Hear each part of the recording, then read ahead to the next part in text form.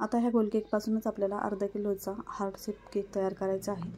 सकाळीच मला केकची ऑर्डर आली होती आणि मी अर्धा किलो केक शिजत ठेवला। शिजून झाल्यानंतर त्यांचा मेसेज आला की मला हार्ट शेपमध्ये केक हवा आहे। मग या गोल केकपासूनच मी हार्ट शेपचा केक तयार करायचं ठरवलं। त्यासाठी मी आयसिंग करायला घेतली आणि नेहमीप्रमाणे याच्या 3 लेयर पाडायचे आहेत आपल्याला। सुरुवातीला वरचा भाग काढलेला आहे कारण की थोडासा चिकट असतो, तर वरचा भाग काढलेला बरा पडतो म्हणून हा काढलेला आहे। त्यानंतर नेहमीप्रमाणे 3 लेयर पाडलेले आहेत केकच्या। इथे ब्लूबेरी फ्लेवरचा आपल्याला हा अर्धा किलोचा केक बनवायचा आहे। अशा पद्धतीने 3 लेयर पाडल्यानंतर इथे आपण आयसिंग करायला घेतोय। सुरुवातीला मी क्रीम लावत आहे कारण की क्रीम लावल्यानंतर केक सरकत नाही। पहिली लेयर ठेवलेली आहे, त्यानंतर शुगर सिरप लावायचा आहे आणि शुगर सिरप नेहमीप्रमाणे साखरेमध्ये आपण पाणी टाकलेलं आहे आणि जसं तुम्हाला गोड आवडतं तसं कमी जास्त करू शकता।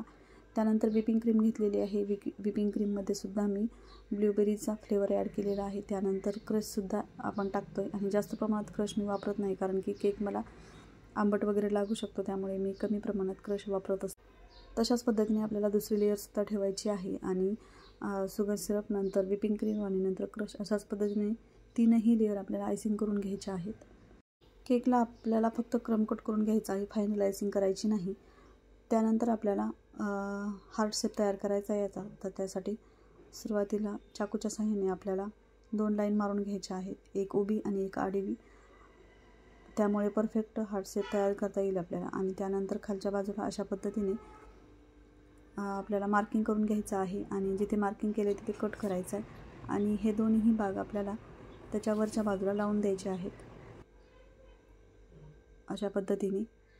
आणि दुसरासुद्धा भाग तसाच लावायचा आहे आणि तुम्हाला दिसत असेल की आपला हार्ट शेप तयार होत आहे। आणि थोडासा खालती सरकून घ्यायचं जेणेकरून वरच्या भागाला सुद्धा जागा पुरेल आणि स्पॅच्युलाच्या साहाय्याने अशा पद्धतीने थोडंसं दाबून घ्यायचं आणि फिनिशिंग करायची आहे अशा पद्धतीने।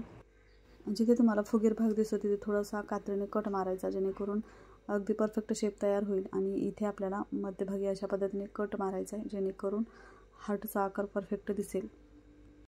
याला आता आपल्याला क्रमकोट करायचं आहे, फक्त फायनल आयसिंग करायची नाही कारण की याच्यावरती आपल्याला गुलाबाच्या फुलांची डिझाईन काढायची। केक जर एकाच बाजूने गेला तर मध्यभागी येण्यासाठी अशा पद्धतीने सरकवून सुद्धा घेता येतो आपल्याला। त्यानंतर केकमुळे आपला केक बोर्ड खालचा खूप खराब दिसतो, त्यासाठी इथे मी टिश्यू पेपर घेतलेला आहे आणि आपला केक बोर्ड पूर्ण साफ करून घेतला आहे जेणेकरून अगदी स्वच्छ दिसेल। पिंक कलरची व्हिपिंग क्रीम घ्यायची आहे आणि नूर N1 हे नोझल घ्यायचं आहे। एका पायपिंग बॅगमध्ये भरून आपल्याला अशा पद्धतीने गुलाबाची फुलं तयार करायची आहेत।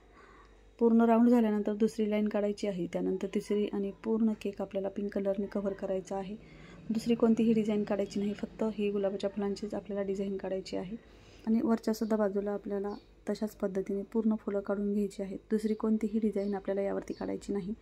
मध्यभागी एक फूल काढूयात आणि आपला केक रेडी आहे। त्यानंतर आपल्याला डेकोरेशनसाठी शुगर बॉल टाकायचे आहेत थोडेसे, तुमच्या आवडीनुसार इच्छेनुसार टाकू शकता। त्यानंतर हार्ट शेपमध्ये जो हार्ट आहे माझ्याकडे तो टाकलेला आहे। त्यानंतर नाव टाकायचं आहे, तर त्यासाठी मी इथे फॉन्डंट घेतलेला आहे व्हाईट आणि इडेबल जो पेन असतो आपला केकचा स्पेशल तो घेतलेला आहे आणि त्याने नाव टाकलेलं आहे आहू। आणि हेच नाव आपल्याला याच्यावरती लावायचे कारण की केक एवढा छान आहे त्याच्यावरती चॉकलेटने मोठं नाव टाकलं तर ते डिझाईन खराब दिसेल, म्हणून अशा पद्धतीने मी छोटंसं नाव तयार करून घेतलेलं आहे आणि हॅपी बर्थडेचा टॅग लावला आहे आणि आपला केक रेडी आहे। आजचा हा सुंदर केक तुम्हाला कसा वाटला हे कमेंट करून नक्की सांगा आणि खरंच केक आवडला असेल, नवीन काहीतरी शिकायला मिळालेलं असेल तर नक्कीच आपल्या चॅनलसुद्धा सबस्क्राईब करा। त्याशेजारील बेल आयकॉन देखील प्रेस करा जेणेकरून असेच नवनवीन व्हिडिओ टाकल्यानंतर त्याचं नोटिफिकेशन तुम्हाला सर्वांच्या अगोदर येईल। चला तर पुन्हा भेटणारच आहोत नवीन केकसोबत, रेसिपीसोबत। तोपर्यंत बाय बाय, टेक केअर।